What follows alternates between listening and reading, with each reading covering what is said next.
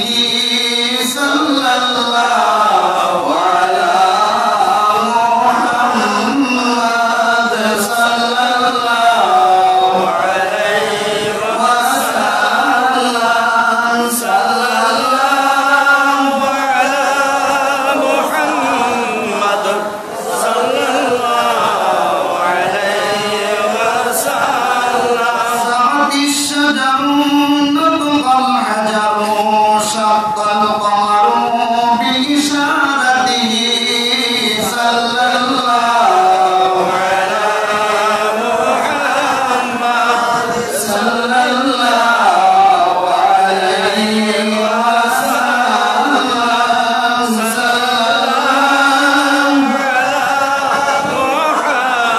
মুহাম্মদ সাল্লাল্লাহু আলাইহি ওয়াসাল্লাম। সবাই বলেন আলহামদুলিল্লাহ। যে আল্লাহ আমাদেরকে অত্যন্ত আদর করে, অত্যন্ত মহব্বত করে আল্লাহ তাআলার মসজিদে আউয়াল ওয়াক্তে এসে যতটুকু আল্লাহ তৌফিক রেখেছেন, তাহিয়াতুল ওযু, দুখুলুল মসজিদ এবং কাবলাল জুমা আদায় করে বসে এতক্ষণ পর্যন্ত আল্লাহর হাবিব সরকারে কায়নাত নূরে মুজাসসাম মুহাম্মদ রাসূলুল্লাহ সাল্লাল্লাহু আলাইহি ওয়াসাল্লামের উপর কয়েক মর্তবা দুরূদ শরীফ পড়ার তৌফিক এনায়েত করেছেন, তাই সকলে বলি আলহামদুলিল্লাহ। গত জুমায় কি আলোচনা করেছে আপনাদের খেয়াল আছে? জাহান্নাম থেকে মুক্তির সহজ কিছু আমল, এর মধ্যে দুইটা বলছি। কয়টা? একটা হলো গীবত মুক্ত জীবন যাপন করা, গীবত মুক্ত জীবন যাপন করা, এটা নিয়ে বেশ অনেকক্ষণ কথা বলেছিলাম গত জুমাতে। এরপর 2 নম্বর বলছি আমাদের মাথার তালুক থেকে পায়ের তালুক পর্যন্ত 360টা গ্রন্থি আছে। কয়টা? এই 360টা গ্রন্থির হক আদায় সম্পর্কে বলছি। খেয়াল আছে আপনাদের? মানে সুবহানাল্লাহ একবার পড়লে একটি গ্রন্থির হক আদায় হবে। যদি আপনি 360 বার পড়েন 360টা গ্রন্থির হক আদায় হয়ে যাবে। খেয়াল আছে আপনাদের? এটা কত জন্য বলছি। তাই আমাদের উচিত হবে প্রত্যেক দিন আমরা যদি সুবহানাল্লাহ দিয়ে সম্ভব হয়, যদি আলহামদুলিল্লাহ দিয়ে সম্ভব হয়, যদি আল্লাহু আকবার দিয়ে সম্ভব হয়, যদি আস্তাগফিরুল্লাহ দিয়ে সম্ভব হয়, মানে ইস্তিগফার দিয়ে সম্ভব হয়, ভালো কাজ দিয়ে সম্ভব হয়, যদি আপনার খারাপ কাজ থেকে নিষেধ এই দিয়ে সম্ভব হয়, যদি রাস্তা থেকে কষ্টদায়ক বস্তু সরিয়ে দেওয়া এই দিয়ে সম্ভব হয়, তাহলে আমরা আমাদের যেভাবে হোক যেটা ভালো লাগে তার কাছে আমরা 360 বার করে আমরা প্রতিদিনের হক আদায় করবো ইনশাআল্লাহ। গত সময় এই পর্যন্ত কথা হয়েছিল যে গীবত মুক্ত জীবন যাপন, ওটা বলছি। আর একটা বলছিলাম দৈনিক 360 বার তাসবিহ তাহলিল পড়ার মাধ্যমে আপনার 360টি গ্রন্থির হক আদায় হয়ে যায়। আজকে কথা বলবো 3য় নাম্বার, তথা 40 দিন তাকবীরে উলা সহিত নামাজ পড়লে 2টা পুরস্কার আছে। কয়টা পুরস্কার? কয়দিন? 40 দিন তাকবীরে উলা সহিত আল্লাহর যে বান্দা নামাজ পড়বে তার জন্য আল্লাহর হাবিব 2টা পুরস্কার ঘোষণা করে দিয়েছেন। আল্লাহ নবী বলেন, মান সাল্লা লিল্লাহি 40 ইয়াওমান ফি জামাআতিন ইউদরিকা তাকবীরাতাল উলা। আল্লাহ রাসূল বলেন, যে ব্যক্তি জামাতের সহিত, কিসের সহিত? জামাতের সহিত তাকবীরে উলার সাথে, জামাত যখন দাঁড়িয়ে যাবে ইমাম জামাতে নামাজ পড়বে তার তাকবীর উলা মিস হবে না। জামাতে নামাজ চলতেছে, আল্লাহু আকবার, ইমাম সাহেব বলল, ইমামের সাথে আপনি নামাজের নিয়ত বললেন, এটা তাকবীর উলা। এটা কি? তাকবীর উলা। ইমাম নামাজ পড়তেছে, সূরা ফাতিহা শেষ, আপনি এসে যোগ দিলেন কিংবা মাঝামাঝি যোগ দিলেন, তাহলে আপনি তাকবীরে উলার সওয়াব পেলেন না, আপনি তাকবীরে উলাও পেলেন না। পাইছেন না? জামাতে শরীক হইছেন। তাই শর্ত হলো নবী বলেছেন, মান সাল্লা লিল্লাহি 40 ইয়াওমান ফি জামাআতিন ইউদরিকু তাকবীরাতাল উলা। আল্লাহর যে বান্দা তাকবীরে উলা পাইতে হলে জামাত শর্ত, জামাতের শরীক তাকবীরে উলার সাথে 40 ওয়াক্ত নয় 40 দিন নামাজ আদায় করবে। কয় দিন? 40 দিন নামাজ আদায় করবে। তারপরে বলা হচ্ছে কুতিবাত লাহু বারাআতানে, তার জন্য লেখা হয় 2টা পুরস্কার। সুবহানাল্লাহ। কয়টা পুরস্কার? 2টা। একটা পুরস্কার হলো বারাআতুম মিনান নার, তাকে জাহান্নাম থেকে মুক্তির সনদ সার্টিফিকেট আল্লাহ দিয়ে দেন। 2 নাম্বার পুরস্কার হলো ওয়া বারাআতুম মিনান নিফাক, মুনাফিকি থেকে সে মুক্তি লাভ করবে চূড়ান্তভাবে। কি থেকে? মুনাফিকি থেকে। ও বাবা, আপনি মুসলমান, আপনি আবার মুনাফিক, আপনি আবার কি কোন ফাসিক, ওইটা কিভাবে হয়? হয়তো পাক্কা ইমানদার হতে হবে, আপনাকে পূর্ণাঙ্গ মুমিন হতে হবে, ইমানদার হতে হবে। ইমানদার হলে আপনি ইমানদার যদি হন তাহলে আপনি মুনাফিক হবেন না, আপনি ফাসিক হবেন না। হুজুর ফাসিক কি? ফাসিক হলো যে ব্যক্তি জেনে শুনে গুনাহ করে তাকে ফাসিক বলে। তাকে কি বলে? ফাসিক। যে ব্যক্তি জেনে শুনে গুনাহ করে, যেমন আমি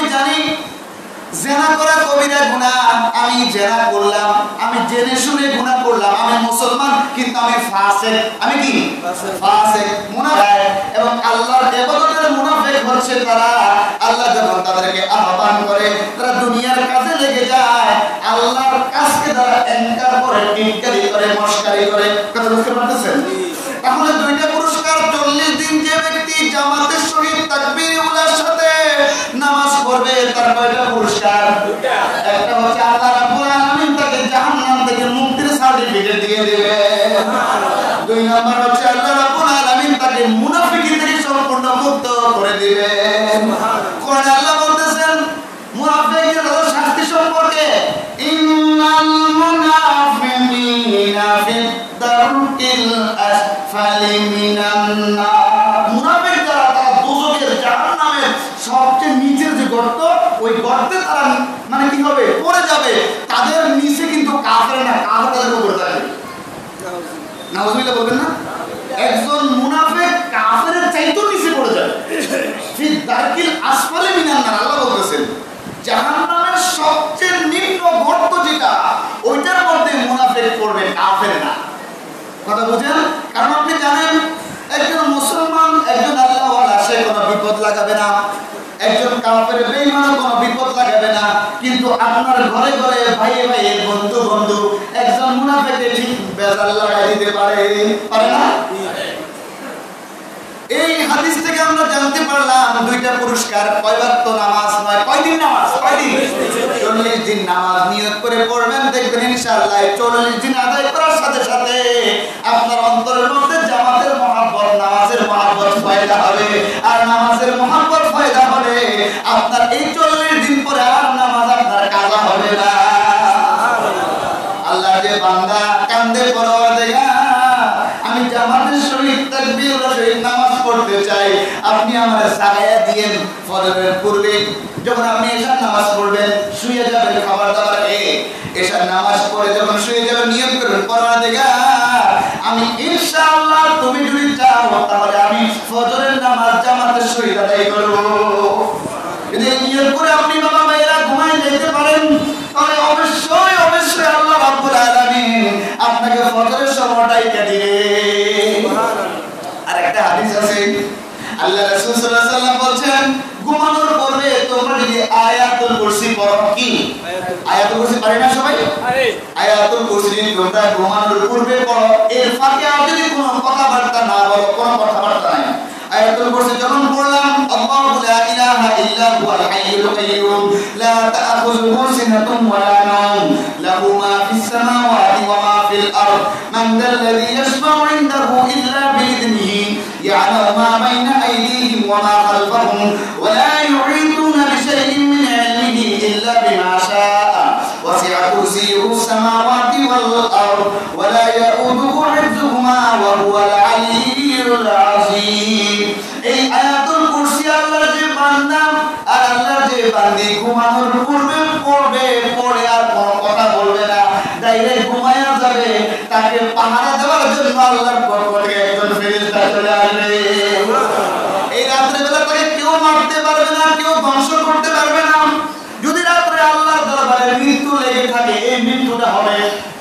আল্লাহর দরবারে মৃত্যু লেখা আছে, আমার বান্দা আজকে রাতে মারা যাবে, তাহলে মৃত্যু হবে। নচেত আপনাকে কোনো হিংস্র প্রাণীও ধ্বংস করতে পারবে না, আপনাকে কোনো মানুষও আপনাকে ধ্বংস করতে পারবে না।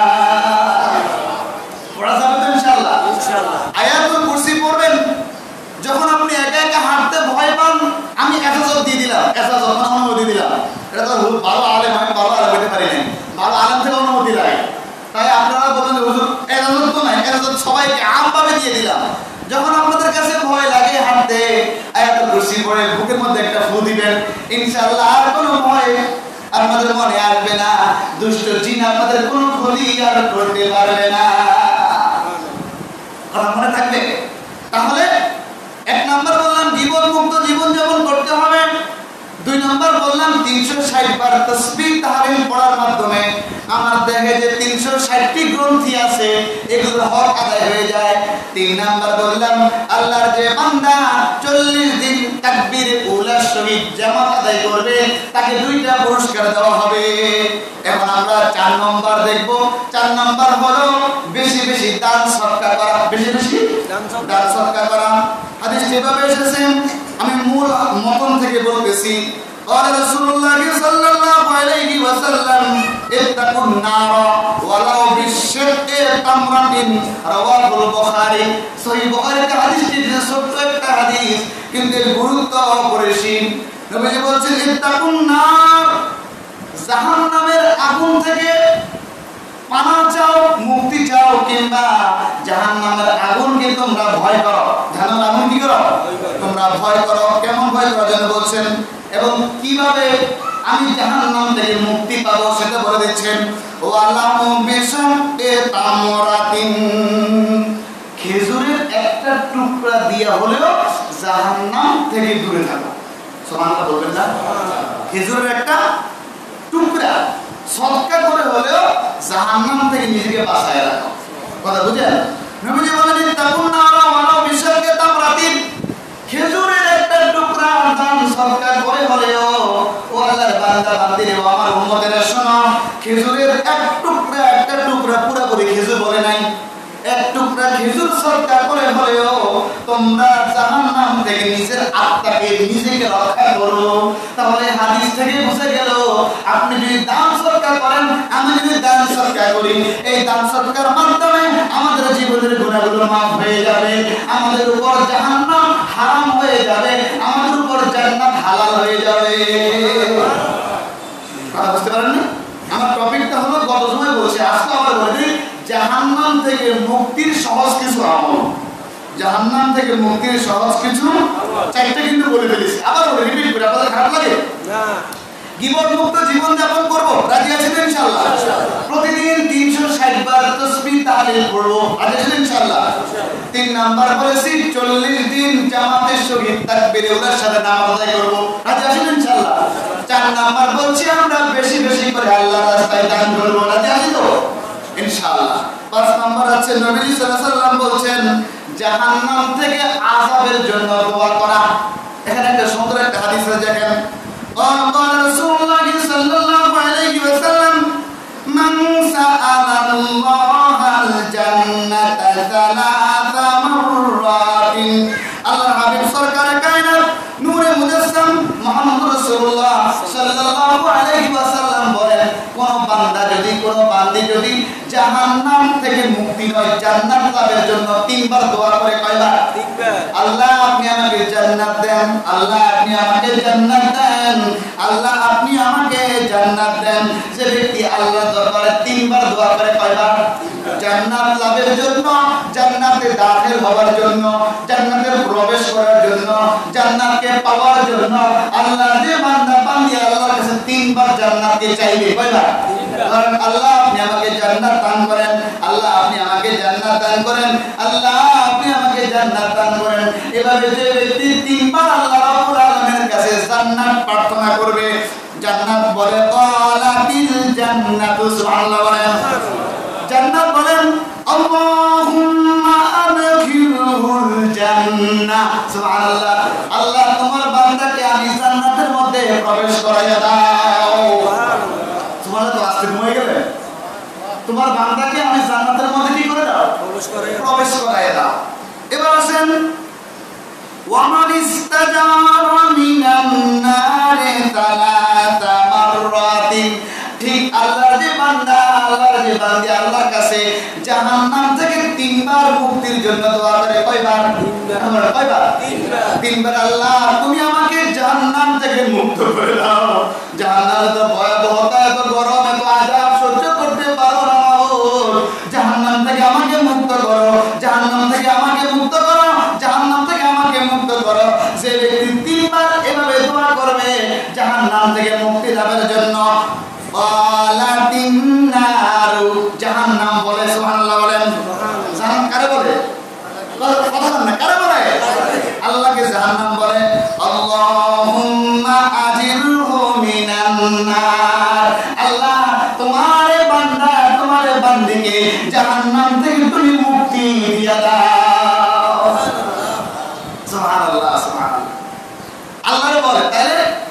জান্নাত চাওয়া দরকার আসেনি? আসেনি?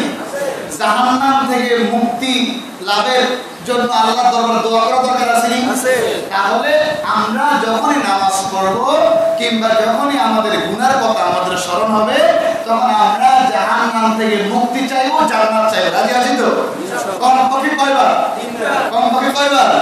তিনবার। কথা বুঝেন? এক বছর আল্লাহ জান্নাত দাও, শেষ হলো না? 3 বছর। এর উপরে বেশি চাইলে পাইলেন, বেশি চাইলে তো আলহামদুলিল্লাহ, আল্লাহর কাছে তো কম নাই। কম আছে নি? কম নাই। তাহলে হাদিস থেকে বুঝতে পারলাম যদি আপনি আমি জান্নাত লাভের আশা করি কয়বার করব? তখন জান্নাত সুপারিশ করবে, আল্লাহ দেরি করিয়ে নামের বান্দার তাড়াতাড়ি আমার জান্নাতের মধ্যে প্রবেশ করায় যায়।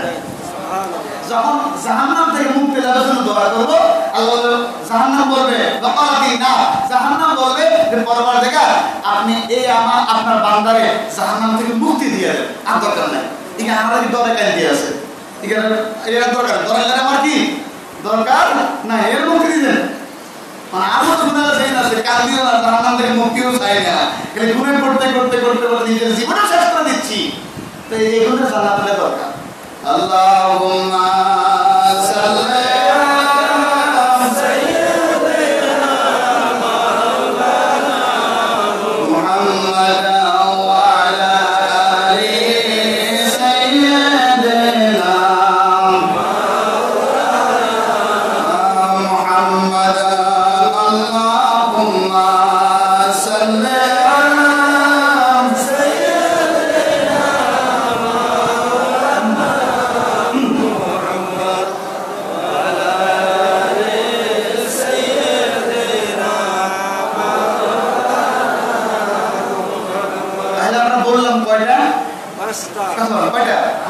আপনার কষ্টটা মনে রাখবেন, মনে রাখলে লাভ হবে। একটা হলে মনে রাখবেন, কয়টা?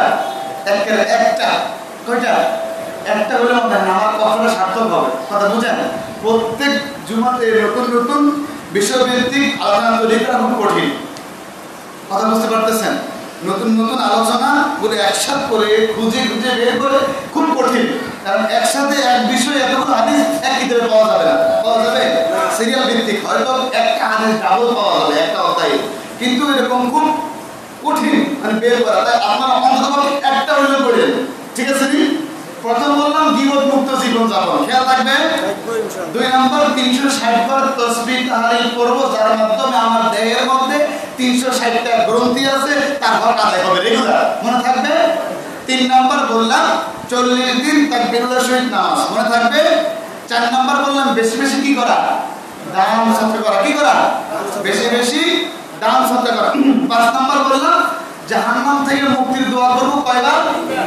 জান্নাত লাভ করব, জান্নাত চাইব কয়বার? কথা মনে থাকবে ইনশাআল্লাহ। 6 নম্বর হচ্ছে জোহরের নামাজের আগে 4 রাকাত এবং জোহরের নামাজের ফরজ নামাজের আগে 4 রাকাত, জোহরের ফরজ নামাজের পরে 4 রাকাত যে ব্যক্তি নামাজ আদায় করবে তার সম্পর্কে আল্লাহর হাবিব বলেন মান সাল্লা ক্বাবলা যুহরা আরবাআন, মান সাল্লা ক্বাবলা যুহরি আরবাআন। নবী বলেন যে ব্যক্তি যোহরের ফরজ নামাজের পূর্বে 4 রাকাত সুন্নাত নামাজ পড়বে, কয় রাকাত? 4 রাকাত। ওয়া বা'দাহা আরবা'a, যোহরের ফরজ নামাজের পরে আবার 4 রাকাত পড়বে, কয় রাকাত? 4 রাকাত।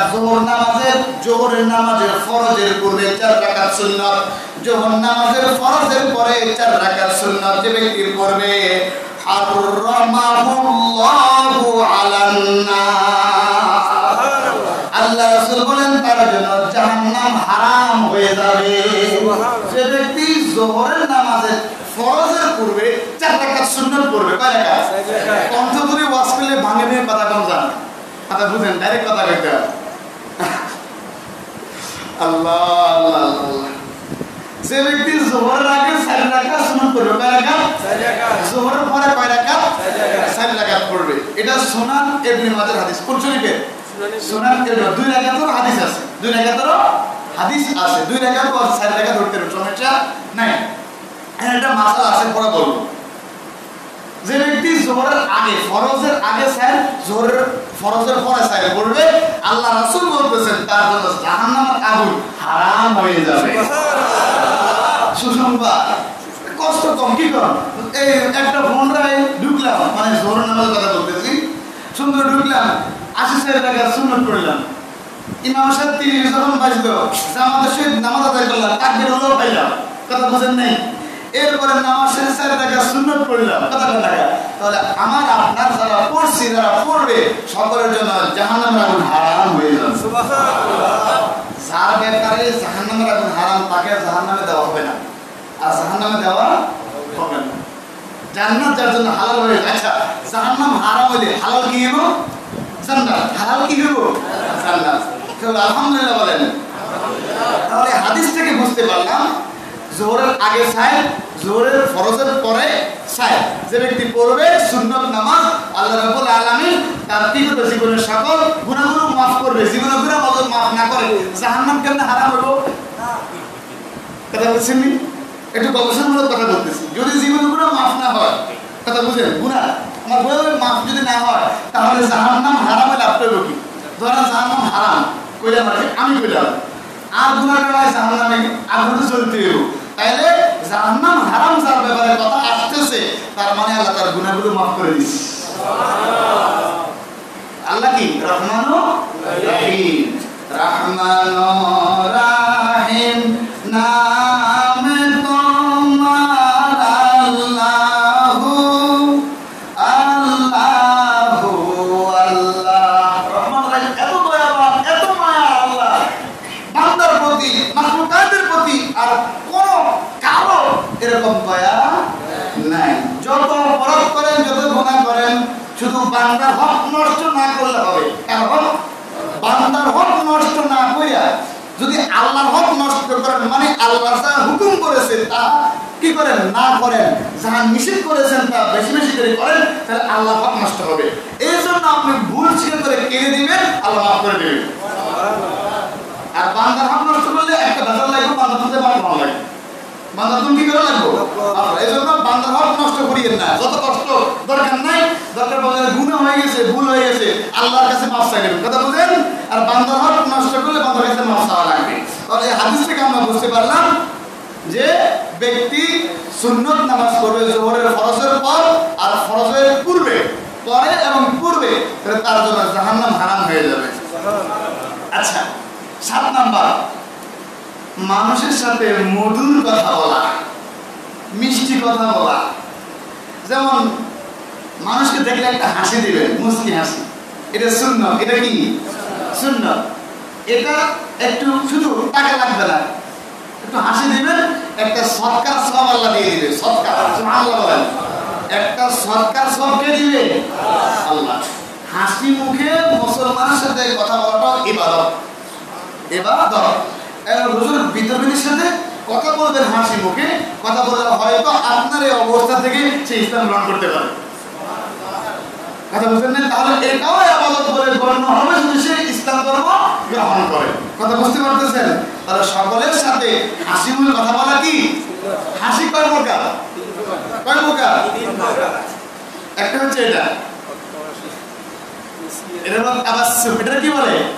এটা নবীজির খাস সুন্নাত, সুবহানাল্লাহ বলেন। নবী সবসময় হাসতেন এভাবে, মুচকি হাসি দিতেন, এটা মুচকি হাসি।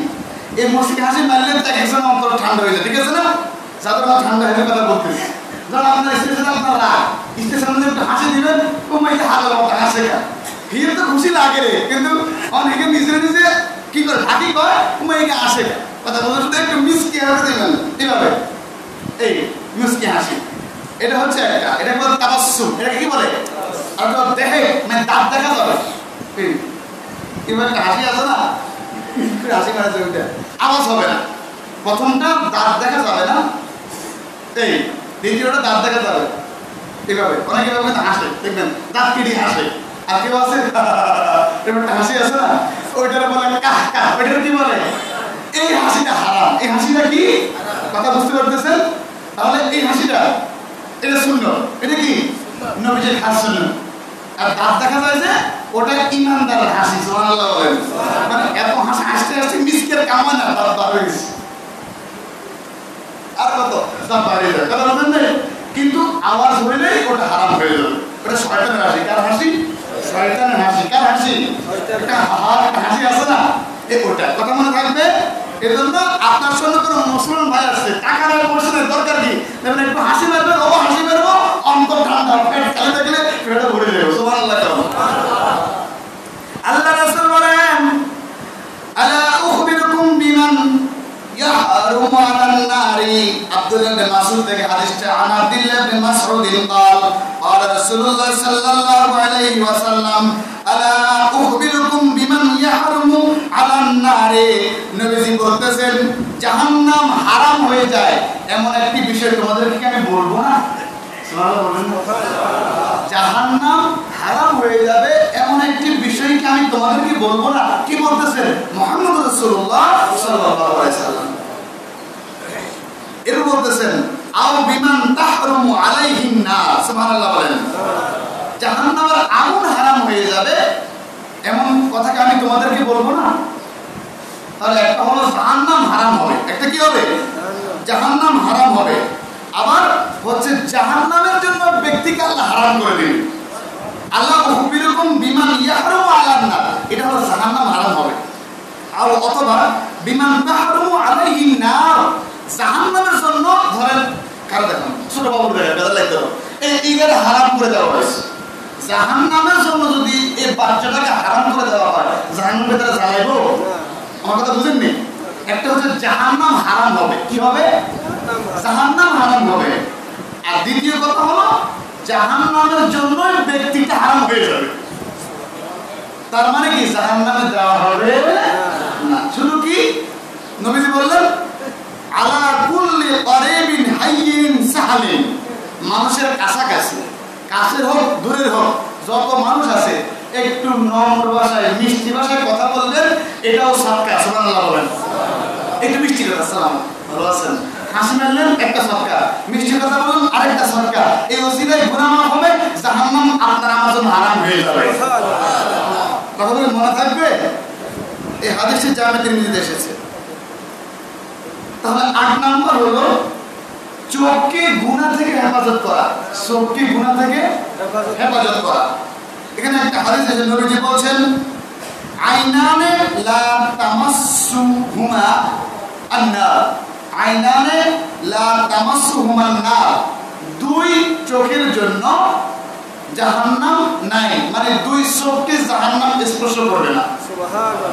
কয়টা চোখকে?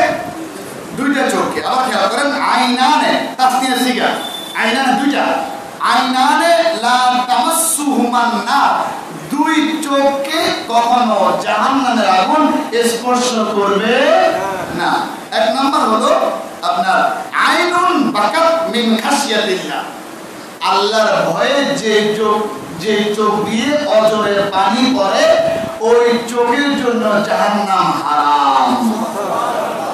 আল্লাহর ভয়ে যে দুইটা চোখ দিয়ে, যার দুইটা চোখ দিয়ে আল্লাহর ভয়ে অজরে পানি পড়ে কিংবা চোখের পানি বের হয়, আল্লাহর ভয়ে ওই দুইটা চোখকে, ওই ব্যক্তির ওই দুইটা চোখকে কখনো জাহান্নামে স্পর্শ করবে না। 2 নম্বর হলো ওয়াইনুন বাদাত তাহরুসু ফি সাবিলিল্লাহ, আল্লাহর রাস্তায় যে চোখ পাহারা দেয়, আল্লাহর রাস্তায় যে চোখ পাহারা দেয়, তার মানে হলো আল্লাহর রাস্তায় যে চোখ পাহারা দেয়, এর মানে কি? এর মানে হলো একবারে সহজ। এর মানে হলো আমি আমার চোখটাকে যাবতীয় গুনার কাছ থেকে বাঁচিয়ে রাখবো। আমি আমার চোখে যত গুনাহ আছে সকল গুনার কাছ থেকে কি রাখবো? মানে এক কথায় কুদৃষ্টি আমি দেব না। আমার চোখ দিয়ে আমি আমার লজ্জাস্থানকে হেফাজত করব। কেউ যেন আমার লজ্জাস্থানটাকে নিয়ে গুনার মধ্যে লিপ্ত না হতে পারে, এই জন্য আমি আমার চোখ দিয়ে আমার লজ্জাস্থানকে পাহারা দেব। আমি আল্লাহর আমানতগুলোকে আমার চোখ দিয়ে পাহারা দেব। ধরেন মসজিদ, ধরেন রাষ্ট্রীয় মাল, ধরেন রাষ্ট্রীয় মালটা ওইটা আমাদের কল্যাণের জন্য ব্যবহৃত হয়, তাই না? এই রাষ্ট্রের কথা হলো আমি আমার চোখ দিয়ে আল্লাহর হকও পাহারা দিব, বান্দার হকও পাহারা দেব। ডাইরেক্ট কথা বুঝেন? আল্লাহর হক হলো কি, যাহা আল্লাহ নিষেধ করেছেন সেদিকে আমি দৃষ্টিপাত করব না।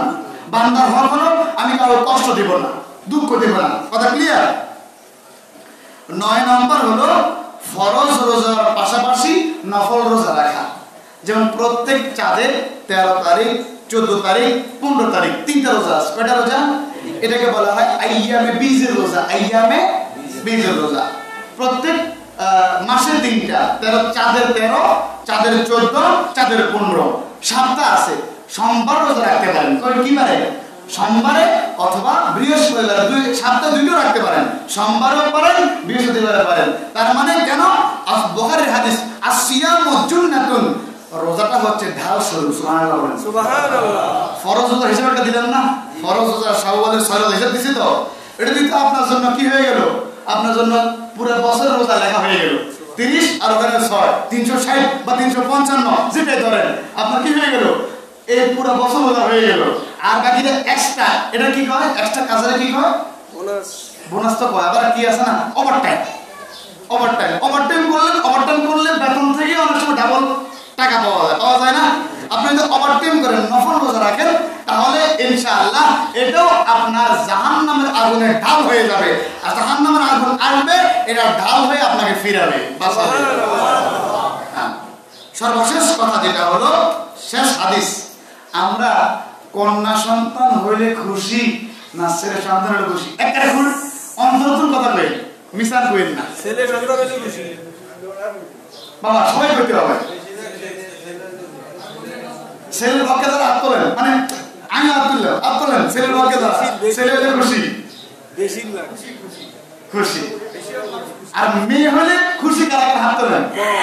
কম তুললে আপনারা ছেলে লালন পালন করলে বেহেশত দিব, এরকম হাদিস আল্লাহর কসম আমি আজও পাইনি। আপনাদের দোয়ায় কথাটা খেয়াল করেন, 5.5 লক্ষ হাদিস আমি দেখেছি। আমি নিজে, আমার 4 বছর, এবছর 5 বছর, এই 5 বছরে 5.5 লক্ষ হাদিস আমার নিজের দেখা হয়েছে। মুখস্থ না, আল্লাহ করে আর ভুল ছড়াই না, মুখস্থ না, নিজে পড়ে পড়ে একবার হলেও পড়ে গেছি। কয় হাদিস? 5.5 লক্ষ। এর মধ্যে আমি একটা হাদিসও পাইলাম না সন্তান ছেলে লালন পালন করলে কিছু দেওয়া হবে। কিন্তু বাবা পাইলাম একটা হাদিস, যেটা সরাসরি সহিহ বুখারীতে আছে। সুবহানাল্লাহ বলেন। হাদিসের আমি দেখেছি প্রায় আপনার 13টা কিতাবের মধ্যে এই হাদিসটা বারংবার এসেছে। আম্মা জান আয়েশা সিদ্দিকা রাদিয়াল্লাহু তাআলা আনহা এর নিকট একজন ভিক্ষুক আসছেন, মহিলা ভিক্ষুক। কি ভিক্ষুক? মহিলা ভিক্ষুক। আয়েশা বললেন, আল্লাহর রাস্তে আমাকে কিছু দান করেন, আল্লাহর রাস্তে আমাকে কিছু দান করেন। হাদিসটা অনেক বড় আছে, আরবিতে কই। আর আয়েশা রাদিয়াল্লাহু তাআলা আনহা বলেন, আম্মা জান থেকে বর্ণিত, আম্মা আয়েশা থেকে বর্ণিত, কলাত তিনি বলেন, দাখালাতিল ইমরাআতুন মা ইবনাতানে লাহা তাসআল। আম্মা জান আয়েশার কাছে প্রবেশ করলো একজন সাইল, ভিক্ষুক। সাইল মানে ভিক্ষুক। আয়েশা সাইল করলো, তার সাথে ছিল ইবনাতানে, 2টা মেয়ে। সুবহানাল্লাহ বলেন। ওই মহিলা ভিক্ষুকের কয়টা মেয়ে ছিল? 2টা। ফালাম তাজিদ ইনদি, যখন কিছু চাইছে, আম্মা জান বলেন আমার কাছে কিছু নাই। ফালাম তাজিদ ইনদি শাইআন, বড় কোনো কিছু বা দেওয়ার মতো, যেহেতু ধরেন আমার কাছে কিছু চায়, 2 টাকা দিতে লজ্জা লাগে কাউকে, কথা বলেন নাই? 5 টাকা তো নাই, 2 টাকা দিতে কি লাগে? শরম লাগে। আম্মা জান বলতেছেন আমার কাছে কি নাই? কিছু নাই। কি কিছু নাই? খেয়াল করেন। ফালাম তাজিদ ইনদি শাইআন গায়রা তামরাতিন, একটা খেজুর ছাড়া আমার কাছে আর কিছু নাই। সুবহানাল্লাহ বলেন। কয়টা খেজুর? একটা খেজুর ছাড়া। আম্মা জান বললেন আমার ঘরে, রাসূলুল্লাহর ঘরে, মদিনার রাষ্ট্রপতি, ওনার ঘরে একটা খেজুর ছাড়া আর কিছুই নাই। এবার ফাআতাইতুহা ইয়াহা, আম্মা জান কি করলেন? দেরি করলেন না, ওই খেজুর একটা ওই মহিলাকে দান করে দিলেন। আর ওই মহিলা কি করলো? ফাকা সামাদহা বাইনা ইবনাতাইহা ওয়া লাম তাকুল মিনহা সুম্মা আমাত ফাখারাজাত। অতঃপর আম্মা জান আয়েশা বলতেছেন, এই মহিলা খেজুর কত বড় হবে? সৌদি খেজুর, এর দূরে সর্বোচ্চ নাকি? এটাকে 2 ভাগ করলো, সমান ভাগে ভাগ। সুবহানাল্লাহ বলেন। সমান ভাগে 2 ভাগ করে 2 মেয়েকে দিয়ে দিল 2 টুকরা, বেশিটা ফেলে দিল, নিজে খেলো না। 2 মেয়ে খাইছে, তারপর ওই ভিক্ষুকটা মেয়েগুলোকে নিয়ে বের হয়ে গেছে। ফাদাখালান নবিয়্যু সাল্লাল্লাহু আলাইহি ওয়াসাল্লাম আলাইনা, নবীজি, আম্মা বলেন এখন নবীজি আমাদের কাছে প্রবেশ করছেন। নবী ছিলেন বাইরে, যখন মহিলা চলে গেছে নবীজি প্রবেশ করলেন। ফাআখবারতুহু, আমি নবীজিকে খবরটা জানাইলাম, ইয়া রাসূলুল্লাহ একটু মহিলা ভিক্ষুক আসছে ঘরে। তো এইজন্য মনে রাখবেন, যদি আপনি ঘরের স্বামী, ঘরে গিয়ে বলে দিবেন আপনার অনুমতি ছাড়া 1 টাকাও যদি আপনার সংসারে খরচ করে আপনার স্ত্রী, আপনি জানেন না এর জন্য আপনার স্ত্রীকে আল্লাহ দরবারে আল্লাহ আসামি করে ফেলবে। এই জন্য একটা বুদ্ধি শিখে যায়, আর আব্বু আমরা এটা করে দিছি, কথা বুঝলেন? মানে আপনারা তো অনেক আলেম জানেন, অনেক বিজ্ঞ ব্যক্তি জানেন, আব্বু আম্মুরে বললো কি, যত ফকির মিসকিন আসে তোমার জাহান্নামের টাকা দিও। আমি তো আপনি এটা কেন করলেন? তাইলে আমি জানি না, আপনার আম্মা বলতে ভুলে গেছে, তাহলে এমন কোনো বিষয় থাকলো না, এমন কোনো বিষয় থাকলো না। তাই আপনি যদি ভিক্ষা দেন চাল, তাহলে কার সম্পদ? স্বামী। কার সম্পদ? স্বামীর সম্পদ। সংসারের জন্যই দিচ্ছেন। এবার ছেলের টাকা লাগবে 10 টাকা, বাবা দিচ্ছেন, ধমক দিচ্ছেন, আপনি মার কাছে গেছে, মা কখন টেয়া দেয়, রাখছে আমি তুলে লয়, ওই হাতে স্কুলে যাবার সময় টেয়া লাগে দেন না, তো ঠিকই দিছে। বেঙ্গল শাসন বাবার কাছে কখন টেয়া দেবো, কাছে ধরে নেয়, দিলে থাকি আসলে হলো এই আসল থাকি, এটা হচ্ছে মহাপুরের থাকি, কথা বুঝলেন? মানে তার তো মার কাছে সাহিত্য ভাবি রাজ্যে দিছি, ধমক দিলে বাচ্চা কাছে যাবো কার কাছে? মার কাছে। এখন ধরেন আপনার পাঞ্জাবিটা শার্টটা এখানে রাখা, আপনার স্ত্রীর কাছে আপনি আপনার ছেলে টাকা চাইছে, মানে আপনি তো ঘরে নাই, মানে আপনার ওখান থেকে স্ত্রী বাড়িতে টাকাটা দিয়ে দিল। স্ত্রী চিন্তা করলো আমার তো স্বামী, ছেলেও তো আমার, তো গুণে কেন হবে না? তবুও এই সম্পদটা যেহেতু পুরুষের, যেহেতু এই পুরুষের আন্ডারে, ধরেন আপনার আন্ডারে আপনার ছেলে, আপনার মেয়ে, আপনার বউ, আপনার মা, আপনার বোন, আপনার বাবা ইত্যাদি ইত্যাদি, কথা বুঝেন? তাই সবসময় মা বোনদের কাছকে চাই এই কথাটা বলে দিয়ে যে আমার ঘর থেকে তুমি আমাকে না জানায় ঘরের সংসারের জন্য যা খরচ করছো তোমার সব মাফ করে দিলাম। আজকে থেকে অনুমতি না যে যত ফকির আসুক, ভিক্ষুক আসুক, তোমার ছেলে মেয়ে, আমার সংসার যাহা লাগে তুমি খরচ করবে হিসাব করি, আবার অর্ডার দিলে ব্যাক চলে আসবে, হিসাব করে খরচ করিও, হিসাব করে কি করিও? খরচ করিও, যাতে কি না হয়, নষ্ট না হয়। আচ্ছা, তাহলে রাসূল বললেন, রাসূলকে বললেন, আম্মা জান বললেন আমি আল্লাহর হাবিবের খবরটা জানাই দিলাম যে এভাবে আসছে।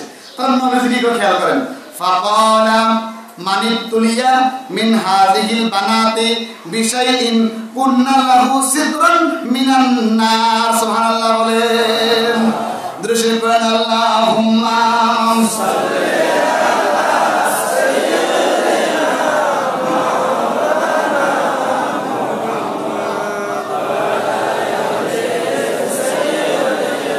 মাওলানা।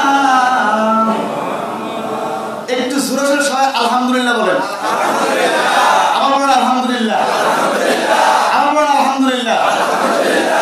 এবার হাদিসের শেষ অংশটা কই, এটা কই আজকে শেষ দিব, যেহেতু 10টা পয়েন্ট হয়ে গেছে, 10টা পয়েন্ট হয়ে গেছে। 10টা পয়েন্ট আলোচনা করে বলছিলাম জাহান্নাম থেকে মুক্তি লাভের সহজ উপায় 10টা। কয়টা? 10টা। এবং লাস্ট হলো কন্যা সন্তান লালন পালন। বিক্রির কথা মনে আছে? আসেনি? এবার লাস্টের নবীজির শব্দটা খেয়াল করেন, নবীজি কি বলে? আলহামদুলিল্লাহ বলছেন, আল্লাহ শুকরিয়া আদায় করে বলছেন কোন ভালো জিনিস শোনার আগে। নবীজি বলেন, মানিতুলিয়া মিন হাযিহিল বানাতি বিশাইইন কুন্না লাহু সিতরান মিনান নার। যে ব্যক্তির অধিক কন্যা সন্তান রয়েছে, 2টা 3টা, যদি আরো বেশি কন্যা সন্তান থাকে, তাদেরকে চালানোর জন্য তার অর্থ হিমশিম খায়, সে সংকটের মধ্যে পড়ে যায়। এই অবস্থায় থেকেও যে কন্যা সন্তানগুলোর সাথে গালি দিবে না, ছেলেরা ধরে ধরে সুমা দেয়, মায়ের একটা হিসাবারি হয়ে যায়, কয় না? বেশি হয়ে গেলে কথা কর না কর। অনেক মানুষ তারাও খেয়েলা, তারা খেলাই না তো হাসকে মাইয়া তো হিতির দোষ কিয়া, দোষ তো আমনের, বীর্য তো আমনের, হের কি বীর্য আসে না? আচ্ছা, ধর আমরা দোষ যদি আল্লাহ দোষ দিবেন না। হাদিস শোনেন বাবা, আমার হুজুর বংশের বাতি তো লাগে, কি বংশের বাতি তো লাগে না, লাইট মাইন কোনগা তার কাছে কান্দে না বাবা, মাইয়া তো আমার কিনতে হবে তোমার দিন কায়েমের জন্য, ইসলামের খেদমতের জন্য, এই এগুলোর খেদমতের একটা ছেড়ে দাও, কথা বুঝলেন? তাহলে আল্লাহ মায়ের হাকিতে ছেড়েও দেব, কথা বুঝছেন নি? শুধু খোলা চাইবেন, আল্লাহ মায়ের দিতেই থাকবো, দিতেই থাকবো। অনেকের মাইয়ে তো হয় না, মাইয়ে লাগবো কিনে নেন, অনেকের ছেলে তো ব্যাপার আছে না, কিনে নেন, অনেকের কিছুই হয় না, এরকম আছে না? এই জন্য এটা কার দান?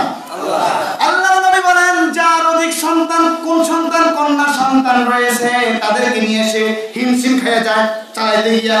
ধরেন আগামী জুমায় বিয়ে সম্পর্কে কথা বলবো, কারণ এই জুমায় বিয়ে সম্পর্কে এই সপ্তাহটা পরে আমি বিয়ে খাইছি, কে খাইছি? নিজের কাছে একের অধিষ্ঠ হয়ে গেছে। এই জন্য বিবাহর ইসলামী শরীয়ত পদ্ধতি সুন্নত ফরজ যা আছে সব আলোচনা করবো কোন জুমা।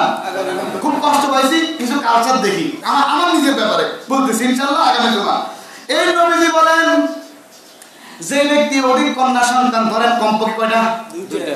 এরপর তিনটা।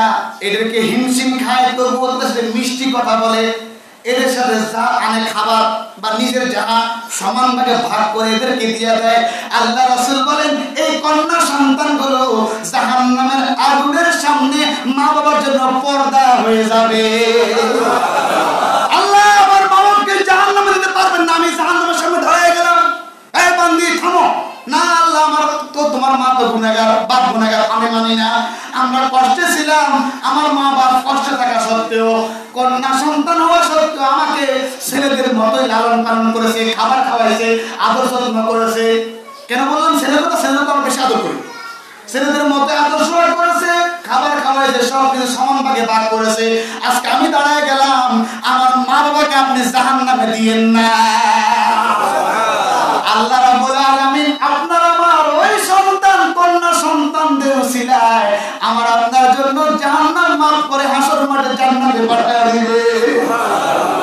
যারা মেয়ে একটা তার ব্যাপারে কিন্তু ওদিকে কথা আছে একটা, অন্য হাদিসে আছে নবী বলেছেন একটা হলেও যদি আপনি ঠিকভাবে লালন পালন করতে পারেন তাহলে ওইভাবে সৎ ব্যবহার, মিষ্টি ভাষায়, এরপর সব পাত্রের হাতে সুপর্দ করেন, আপনার জান্নাত ওয়াজিব হয়ে যাবে। একজন হোক, দুইজন হোক, তিনজন হোক, আর উপরে আল্লাহ যা দেয় তা হোক, যদি সুন্দর লালন পালন করতে পারেন কি হয়ে যাবে? জান্নাত ওয়াজিব, জাহান্নাম হারাম হয়ে যাবে। বাবা কষ্ট পেয়ে থাকলে ক্ষমা নজরে দেখেন, আপনাদের বোঝানোর জন্য কষ্ট করে বললাম। ভালো থাকবেন। আসসালামু আলাইকুম ওয়া রাহমাতুল্লাহি ওয়া বারাকাতুহু। প্রত্যেকের সাথে কথা বলতে পড়েন যারা পড়ে আসে।